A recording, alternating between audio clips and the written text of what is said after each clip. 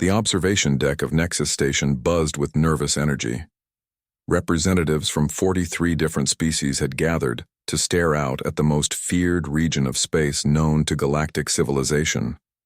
The void wastes stretched before them like a scar across the universe, 50,000 light-years of dead space, radiation storms, and gravitational anomalies that had swallowed ships whole for over 1,000 years. Lieutenant Maya Rodriguez pressed her face against the viewing window and whistled low. "Well, that looks friendly," she muttered. Behind her, the alien delegates continued their heated discussion. The Crystalline Collective had been arguing with the Zephyrian Commonwealth for 3 hours about safe passage routes.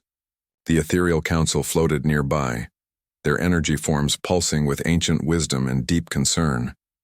Even the normally confident hegemony representatives looked worried.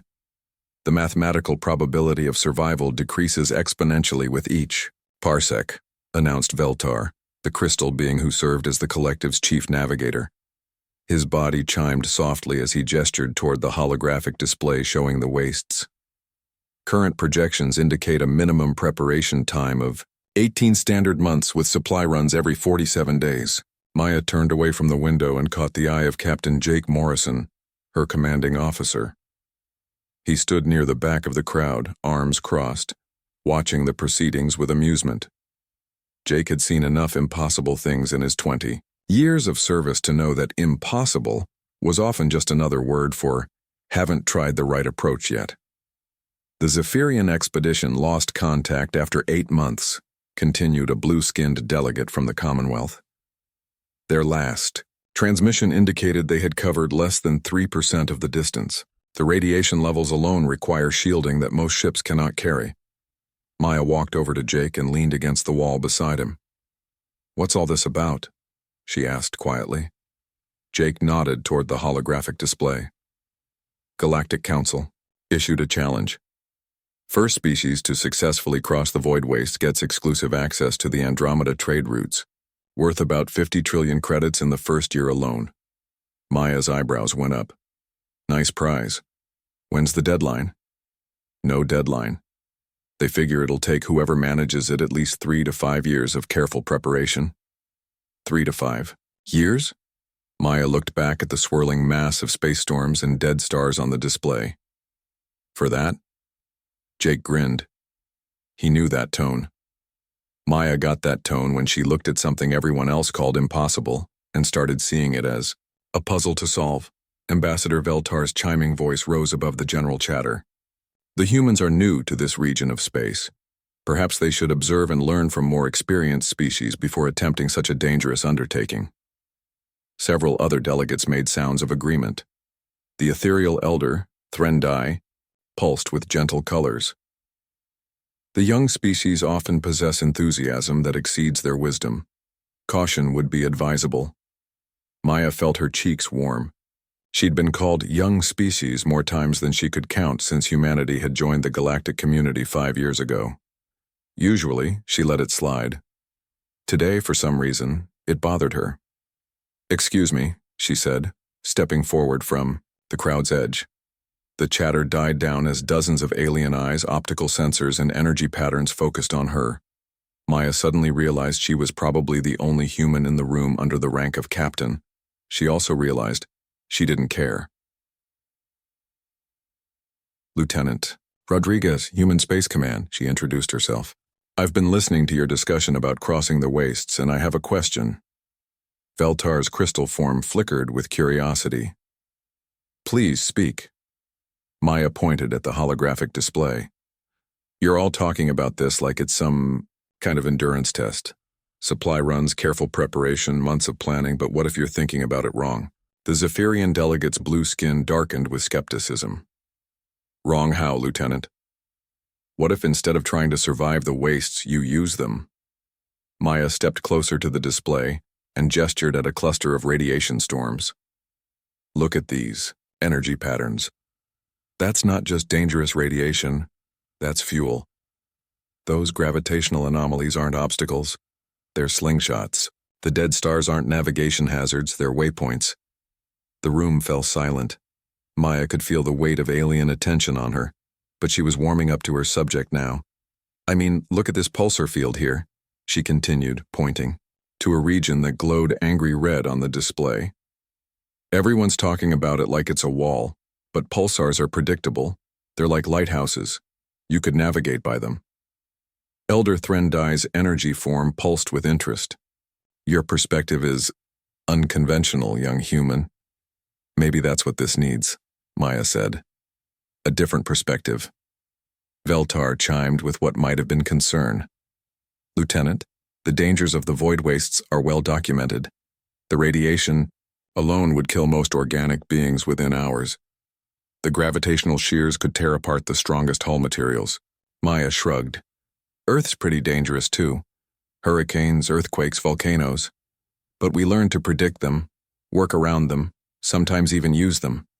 Surfers ride waves that could kill them. Mountain climbers scale peaks that are trying to freeze them to death. Maybe the wastes just need the right kind of approach. Jake was trying not to smile.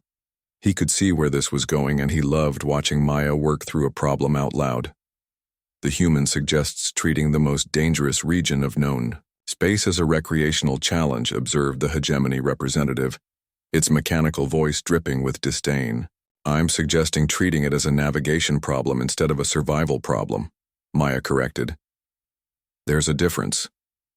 She turned back to the display and studied it for a moment. The swirling patterns of energy, the gravity wells, the fields of debris from ancient battles and failed expeditions. To everyone else in the room, it looked like chaos.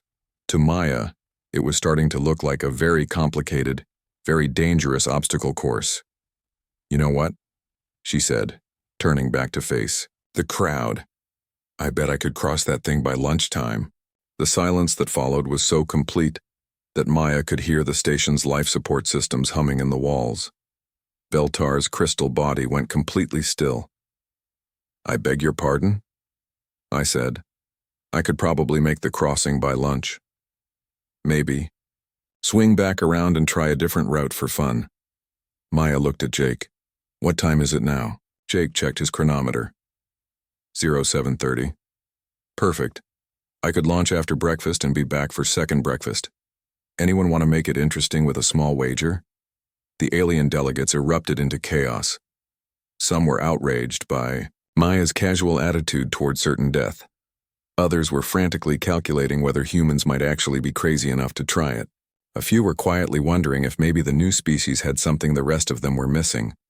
Jake walked over to Maya and spoke quietly. You sure about this? Maya grinned. Not even a little bit. But it'll be fun to find out. The challenge was set. Maya sat in the station's diner at 0800 hours, cutting into a stack of pancakes while reviewing star charts on her tablet. The morning rush was in full swing around her, with beings from dozens of species grabbing quick meals before their shifts. Most of them gave her curious looks as they passed. Word about her bold claim had spread fast through the station's gossip networks. She took a bite of pancake and zoomed in on a particularly nasty-looking radiation storm. The energy readings were off the charts, but the pattern was beautiful in its own deadly way, like a hurricane made of pure power spinning through space with mathematical precision. Mind if I sit? Maya looked up to see Chief Engineer Sam Parker standing beside her table with a cup of coffee and a concerned expression. Sam was one of the few people on the station who understood both human engineering and the kind of modifications needed to make impossible things possible. Please, Maya said, gesturing to the empty chair. I was hoping you'd show up. Sam sat down and studied the display on Maya's tablet. So, the whole station's talking about how you're going to get yourself killed crossing the void wastes in a scout ship. That's the plan, Maya said cheerfully, taking another bite of pancake. Care to share the part where you don't die horribly? Maya turned the tablet so Sam could see it better. Look at this pattern here. See how the radiation storm cycles every 14 hours? And these gravity wells here and here? They're positioned almost perfectly for a slingshot maneuver. Sam leaned forward, his engineering mind starting to engage with the problem. The radiation levels would fry our standard shielding in minutes. Standard shielding, yes. Maya pulled up another file on her tablet. But remember that adaptive field generator we've been tinkering with? The one that learns and adjusts to different energy types? The experimental one that Command won't let us install because it's untested and potentially dangerous? That's the one. Sam was quiet for a moment, studying the data. Maya could practically see the gears turning in his head. After 20 minutes, he looked up with the expression of someone who was either very excited or very terrified. "This is completely insane," he said. But it might actually work. Sam grabbed the tablet and started running calculations. If we reroute power from the weapon systems to boost the adaptive shielding and modify the engine output to handle rapid course corrections, how long would it take? Sam checked the time. 2 hours, maybe 3 if we run into complications. Maya smiled and finished her pancakes. "Better get started then. I told everyone I'd be back by lunchtime." An hour later, Maya stood in the maintenance bay watching Sam and his team crawl all over her ship like ants on a picnic. The Pathfinder was a good ship, built for long-range reconnaissance and fast response. She was sleek, fast, and tough enough to handle most of what space could throw at her. Today, they were going to find out if most was good enough. "Adaptive shielding is online," called out tech specialist Lisa Brown from inside the ship. "Field generators are responding normally." "Engine modifications are complete," Sam reported from underneath the ship. "You'll have about 15% more power output, but it's going to be rough on the systems." Maya walked around the ship, checking the modifications with her own eyes. Human engineering had a reputation in the galaxy for being improvised, overbuilt, and slightly crazy. Looking at her ship now, she could see why. They'd added power couplings that looked like they belonged on a battleship, shield generators that hummed with barely contained energy, and sensor arrays that could probably detect a whisper from 3 star systems away. "You sure this thing won't explode the moment I fire it up?" she asked. "Mostly sure," Sam replied, which was about as confident as engineers got when dealing with experimental technology. Captain Morrison appeared in the maintenance bay entrance, followed by a small crowd of alien observers. Maya recognized Ambassador Veltar and Elder Threndai, along with several other delegates from the morning's meeting. They all looked like they were watching someone prepare for their own funeral. "How's it going, Maya?" Jake asked. "Almost ready," she replied, running one final check on her flight systems. "Sam's turned my ship into something that's either going to make history or make a very pretty explosion." "Probably both," Sam muttered from under the engine housing. Veltar stepped forward, his crystal body chiming with nervous energy. "Lieutenant Rodriguez, it is not too late to reconsider. The collective has run probability calculations on your proposed route. The survival odds are—" "Terrible, I'm sure," Maya interrupted gently. "But odds are just numbers until someone actually tries it." Elder Threndai's energy form pulsed with ancient colors.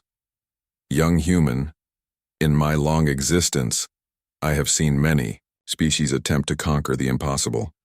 Most learned wisdom through failure. And some learned it through success," Maya replied. "Besides, if I don't make it back, at least I'll have tried something new. That's got to count for something." She climbed into the Pathfinder's cockpit and began her pre-flight sequence. The familiar routine of system checks and diagnostics was calming. Whatever happened out there in the wastes, she was going to meet it in a ship that was running at peak performance. "All systems green," Lisa reported from the co-pilot's seat. "Adaptive shielding is stable, engines are purring like kittens, and the navigation computer is loaded with your route data." "Thanks, Lisa. You can get out now if you want. No sense both of us getting vaporized." Lisa grinned and shook her head. "Are you kidding? I helped build these modifications. I want to see if they work." Maya felt a warm surge of affection for her crew. This was what she loved about working with humans. When faced with the impossible, their first instinct wasn't to run away or spend years planning. It was to jump in and see what happened. "Nexus Control, this is Pathfinder requesting departure clearance," Maya spoke into her comm system. "Pathfinder, this is Control. Are you really doing this? Unless you're going to stop me." There was a long pause. "Bay doors opening. Pathfinder, you are cleared for departure. And good luck." Maya guided her ship out of the docking bay and into open space. Nexus Station fell away behind her, its ring structure looking small and fragile against the starfield. Ahead, the void wastes, weighted like a storm made of darkness and death. She opened a comm channel back to the station. "This is Pathfinder to all stations. Beginning approach to the void wastes. Current time is 0915. I'll try to keep you updated on my progress." "Maya," Jake's voice came through the comm. "Bring my ship back in one piece." "I'll do my best, Captain. If this works, drinks are on me when I get back." "And if it doesn't work?" Maya grinned as she pushed the throttles forward and felt the Pathfinder surge toward the most dangerous region of space in the known galaxy. "Then drinks are still on me, but you'll have to wait a lot longer to collect." The ship accelerated toward the wastes, leaving behind a station full of beings who were either praying for her success or calculating the odds of her survival. Maya didn't care much about either. She had pancakes to earn and a point to prove. The real fun was about to begin. The edge of the void wastes hit Maya's sensors like a wall of static. One moment she was cruising through normal space, the next her instruments were screaming warnings about radiation levels that should have been instantly fatal. She watched. Her adaptive shielding flickered to life, the energy fields around her ship shifting and changing as they learned to handle the new environment. "Well, that's interesting," she said into her comm, broadcasting back to Nexus Station. "The radiation isn't random like everyone thought. It's got a pattern, almost like, oh, that's clever. Pathfinder, what's your status?" Jake's voice crackled through the interference. "All green so far, Control. The wastes aren't trying to kill me, they're trying to communicate. This whole region used to be some kind of massive, stellar nursery. The radiation patterns are leftover echoes from when these stars were born." Maya adjusted her course slightly, following the natural flow of energy rather than fighting against it. Her ship's speed increased as the radiation pushed against her shields, adding momentum instead of trying to destroy her. "Nexus Control, I'm picking up speed.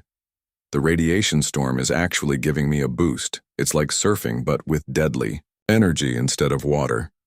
The first real challenge came 20 minutes into her journey. A massive gravitational anomaly loomed ahead, the twisted remnant of a star that had collapsed in on itself eons ago.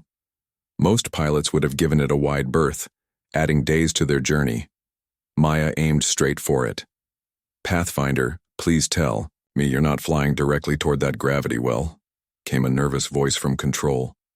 "That's exactly what I'm doing," Maya replied, feeling the ship's engines strain as the gravitational field grabbed hold of them. "But I'm not fighting it. Watch this."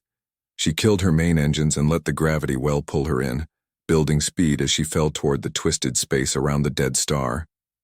At the last possible moment, she fired her engines at full power and used the gravity as a slingshot, whipping around the anomaly and shooting out the other side at twice her original speed. "Yee-haw," she whooped over the comm. "That was better than any roller coaster. Current speed is now, wow, that's fast. I should reach the halfway point in about 30 minutes. Behind her on Nexus Station, alien delegates stared at their instruments in disbelief. What should have been a death trap had become a speed boost. What should have been impossible was starting to look routine. The next obstacle was a field of debris from an ancient battle. Ships from a dozen different species floated dead in space, their hulls cracked open by weapons that no longer existed. Most navigators marked this area as impassable, due to the density of wreckage and the unpredictable way large pieces moved through the gravity currents. Maya saw it as a three-dimensional maze with a solution. "Oh, this is beautiful," she breathed, studying the patterns of debris flow. "The wreckage isn't random. It's following the local gravity currents like leaves in a stream. If you know how to read the flow..."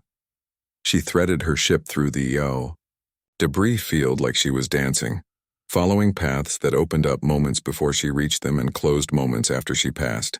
Her ship's sensors mapped the flow patterns in real time, predicting safe passages through the maze of broken ships and twisted metal. "Pathfinder, how are you navigating that debris field?" asked a voice Maya didn't recognize. Probably one of the alien observers.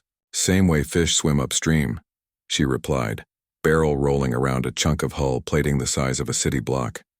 "You don't fight the current, you use it. The trick is knowing where the current wants to go next." Halfway through the debris field, She spotted something that made her heart skip. A ship, newer than the others with hull markings she recognized from the Galactic Registry. It was a Zephyrian research vessel, part of the expedition that had vanished 8 months ago.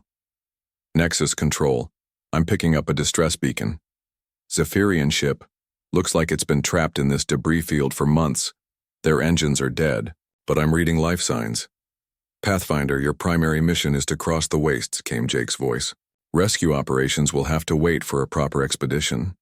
Maya was already changing course toward the stranded ship. With respect, Captain, a proper expedition would take months to organize, and those people have been stuck here for 8 months already. I can have them out in 10 minutes. She maneuvered alongside the Zephyrian vessel and activated her docking clamps. The ship was dead in the water, its blue-skinned crew of 6 barely alive in emergency pods. Maya transferred them to her ship's medical bay and left emergency supplies on their vessel for any future rescue attempts. 6 Zephyrian survivors aboard, she reported. They're weak but alive. Their ship got caught in a gravity eddy and couldn't break free. They've been drifting here since their engines failed. Outstanding work, Pathfinder. Can you continue your mission? Maya checked her instruments. The rescue had cost her 15 minutes, but she was still making incredible time. No problem, Control. The hardest part is behind me now. She was wrong about that. The final challenge of her outbound journey was something no one had warned her about because no one had ever gotten close enough to study it. A massive storm system made of pure energy, stretching across 3 light years of space. It pulsed and swirled like a living thing, throwing off radiation that could be detected from 100 star systems away.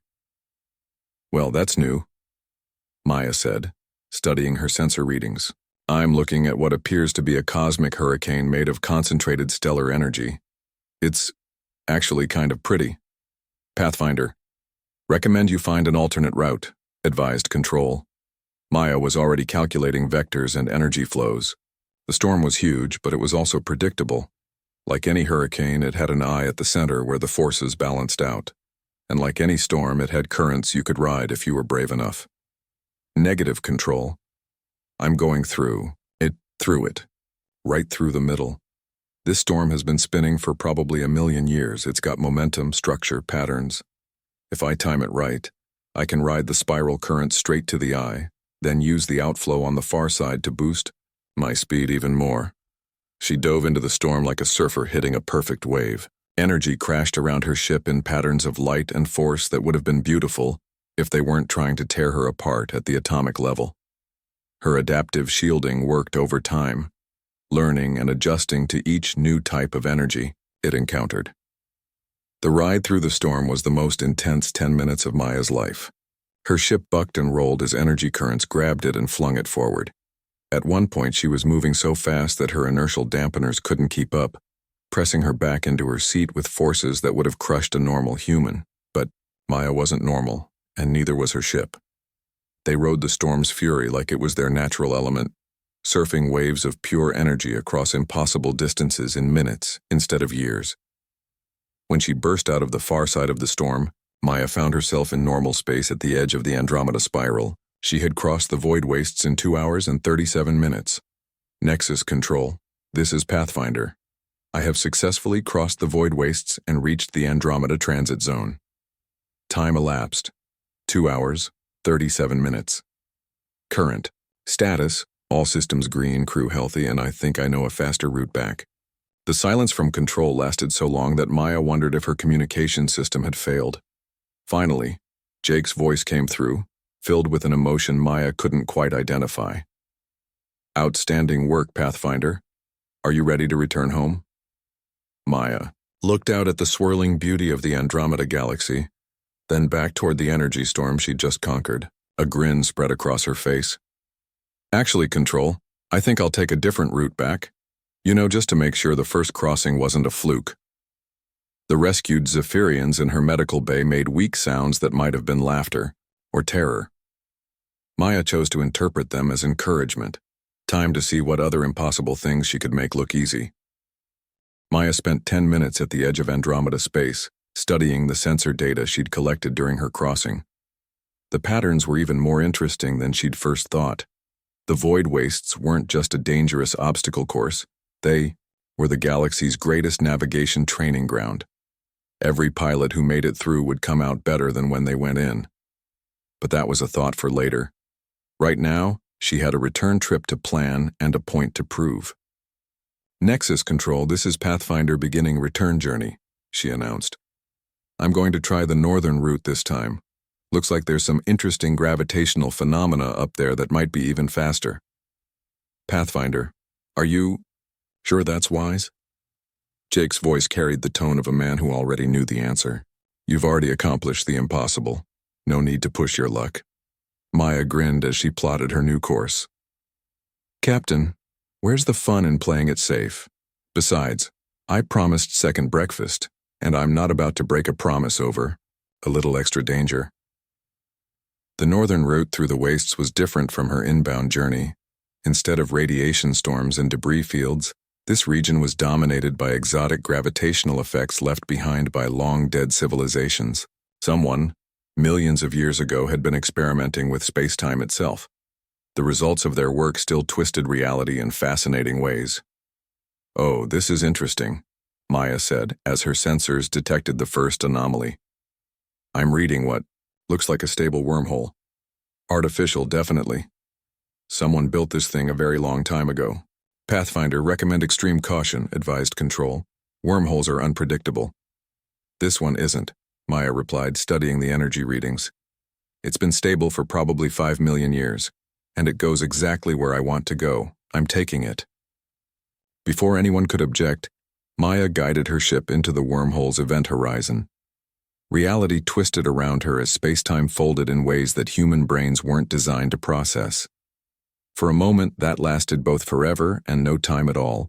She existed in a place between places, traveling through dimensions that didn't have names. She emerged from the wormhole 3,000 light-years closer to home and moving at a significant fraction of light speed. "Nexus Control, wormhole transit successful. I just covered about 6 hours of normal travel time in 30 seconds. These ancient guys really knew what they were doing." "Pathfinder, what's your status?" Maya checked her instruments. Everything was green, but something was different. Her rescued Zephyrian passengers were stirring in the medical bay, showing signs of recovery that should have taken days, not hours. "That's weird," she said. "Control, the wormhole seems to have had some kind of healing effect on my passengers. They're recovering much faster than they should be." "Temporal effects?" asked a voice Maya recognized as one of the ethereal elders. "Maybe. Or maybe whoever built these things designed them to repair damage during transit. Either way, my Zephyrian friends are looking a lot better." The next challenge was a region that most star charts marked simply as a void. It was a field of pulsars, neutron stars spinning thousands of times per second and throwing off radiation, beams that could cook a planet from 50 light-years away. The beams swept through space like cosmic lighthouses, creating a deadly grid pattern that changed every few seconds. Most pilots would have gone around. Maya saw it as the galaxy's most challenging obstacle course. "Nexus Control, I'm approaching the pulsar field. I'm going to try threading through it." "Pathfinder, that's suicide. Those radiation beams will provide perfect navigation references," Maya finished. "Pulsars are the most precise timekeepers in the universe. If you can predict their beam patterns, you can navigate by them with perfect accuracy." She dove into the field like she was playing a 3-dimensional video game.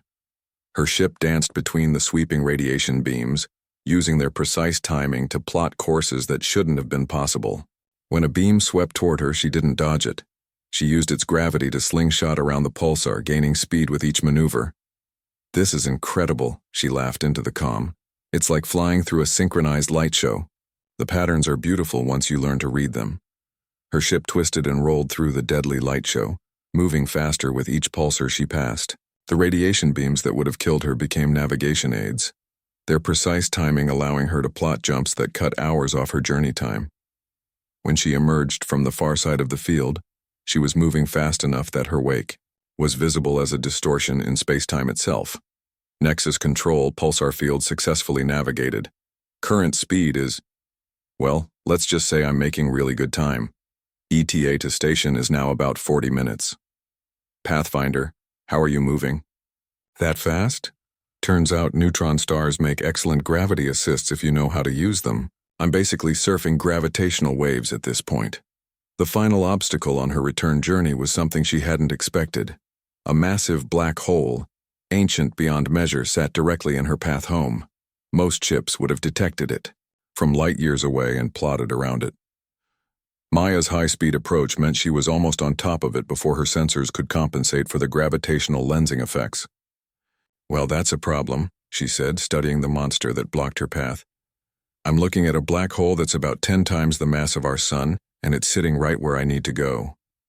"Pathfinder, alter course immediately." Jake's voice was sharp with concern. Maya was already running calculations. "Actually, Control, I think this might be exactly what I need. This thing's gravity well is so deep that I can use it for one final slingshot. If I time it right, I can whip around it and hit Nexus Station at exactly the right speed for a perfect approach." "Maya, that's a black hole, not a playground. It's also the most predictable gravitational field in the universe," she replied. "Math doesn't lie, Captain. Besides, I've come this far.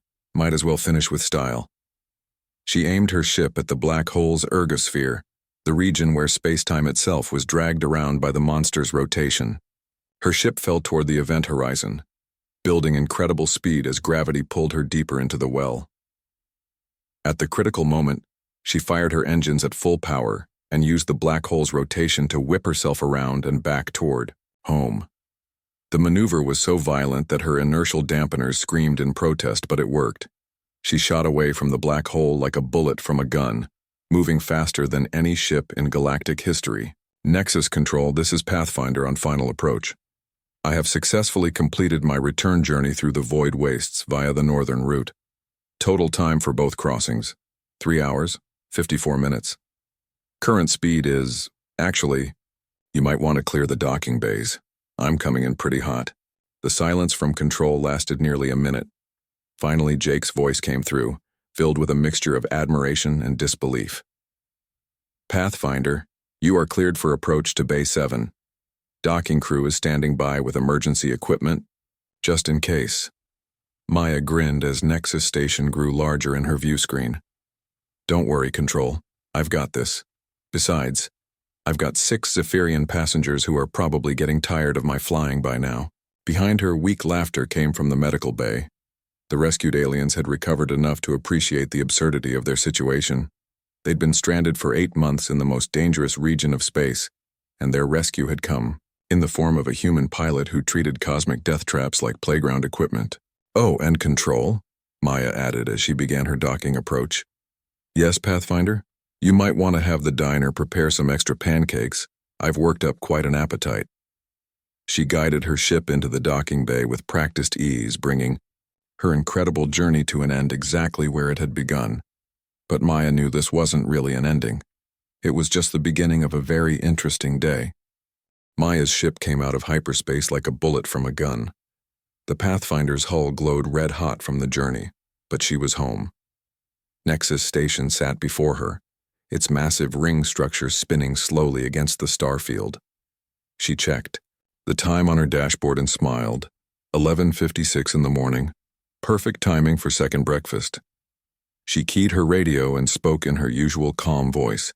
"Nexus Control, this is Pathfinder requesting docking permission. Bay 7 if it's free." The silence that followed lasted so long, Maya wondered if her radio was broken. Finally, a shaky voice came through the speakers. "Pathfinder, this is Control." Are you really back already?" Maya laughed. "Yeah, took the scenic route home. The pulsar fields are pretty this time of year. Can I get that docking clearance? Bay 7 is yours, Commander Rodriguez. Welcome home." "Commander Rodriguez." Maya raised an eyebrow. That was new. She guided her ship into the docking bay with practiced ease. The Pathfinder settled onto the landing pad with a soft thud. Steam rose from the cooling hull as the bay's atmosphere processors kicked in. Maya powered down her systems and stretched in her pilot's seat. 4 hours of flying through the most dangerous region in the galaxy, and she felt great. Maybe a little. Hungry, though. Those pancakes from breakfast seemed like a lifetime ago. She grabbed her jacket and headed for the airlock. The moment she stepped onto the docking bay floor, She knew something was different. Usually the bay was quiet except for maintenance crews. Today it was packed with beings from dozens of different species. They all stared at her with expressions ranging from awe to complete confusion. Ambassador Veltar pushed through the crowd, his crystal body chiming like wind chimes as he moved. His usually perfect composure was cracked like his mineral hide. "Lieutenant Rodriguez," he said, then caught himself. "I mean, Commander Rodriguez, what you have done today is hungry work," Maya finished with a grin. "Is the diner still serving breakfast? I could really go for some more pancakes." The crystalline ambassador's glow flickered in what Maya had learned was the equivalent of a nervous laugh. "Commander, you have just accomplished something that defies all logic. You crossed the void waste twice in 4 hours. Most expeditions plan for years to make that journey once." Maya shrugged. "Different approaches, I guess. Where's Captain Morrison? I need to give him my report." "He's in the command center with the Galactic Council," Veltar said. "They've been in emergency session since your first crossing. Your second journey has caused quite a stir." As if summoned by his name, Captain Jake Morrison appeared at the edge of the crowd. He pushed through the alien delegates with the confidence of someone used to dealing with impossible situations. When he reached Maya, he just shook his head and smiled. "Show off," he said. "Hey, you told me to make it interesting," Maya replied. "Besides, I saw some cool stuff out there. The neutron star formations near Sector 7 are unlike anything in the databases. We should send a science team." Jake held up a hand to stop her. "Maya, before we talk science, we need to address the elephant in the room. Do you realize what you've done?" Maya looked around at the crowd of staring aliens. Some looked excited, others worried, and a few looked downright scared. She was starting to understand that maybe her little morning flight had been a bigger deal than she thought. "I crossed the wastes," she said simply. "Twice. Like I said I would." "In 4 hours total," Jake emphasized. "The Zephyrians sent an expedition 3 years ago. They're still trying to get through. The Hegemony Council declared the region impassable after losing 12 ships, and you just flew through it like you were going to the corner store." A new voice cut through the crowd. It was deep and ancient, speaking in the harmonic tones of the ethereals. The crowd parted as one of the galaxy's oldest beings approached. Elder Threndai was old when most current species were still learning to make fire. His energy form flickered with colors Maya had no names for. "Young human," the elder said, his voice echoing in dimensions Maya couldn't see. "In my long existence, I have witnessed the rise and fall of countless civilizations. I have seen species master time itself, harness the power of stars, and bend reality to their will. But what you have done today speaks to something different, something unique to your kind." Maya felt a little embarrassed by all the attention. "Elder Threndai, I just did what needed doing. The math worked out, the ship held together, no big deal." The ancient being's form pulsed with what might have been amusement. "No big deal," she says. "Child, you turned a radiation storm into a propulsion system. You used a collapsing star as a navigation aid. You rescued a stranded crew while traveling through a region that kills most who enter it, and you call it no big deal. That's humans for you," Jake said with pride in his voice. "They don't see impossible, just inconvenient." The crowd began to buzz with conversation in dozens of different languages. Maya caught fragments in the universal translator. Words like unprecedented, impossible, and terrifying kept coming up. She was starting to feel like maybe she should have been more careful about making such a spectacle. "Commander Rodriguez," Veltar spoke up again.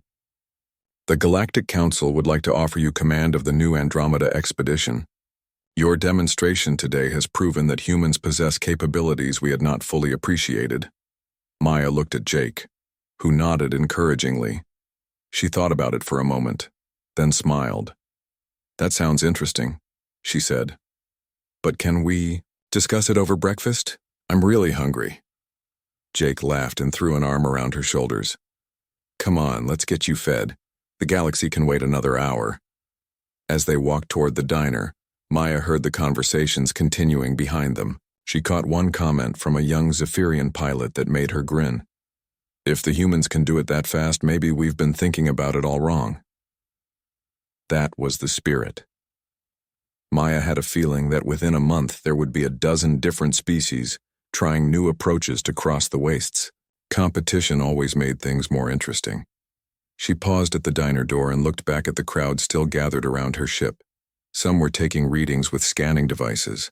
Others were just staring at the Pathfinder like it was some kind of miracle. You know, she said to Jake, I think I'm going to like being a commander. Jake grinned. Just remember, with great power comes great paperwork, Maya groaned. In that case, let's definitely eat first. I have a feeling it's going to be a long day. They walked into the diner together, leaving behind a galaxy that was still trying to figure out what had just happened. But Maya wasn't worried about that. She had more important things to think about, like whether they had any of those good blueberry pancakes left.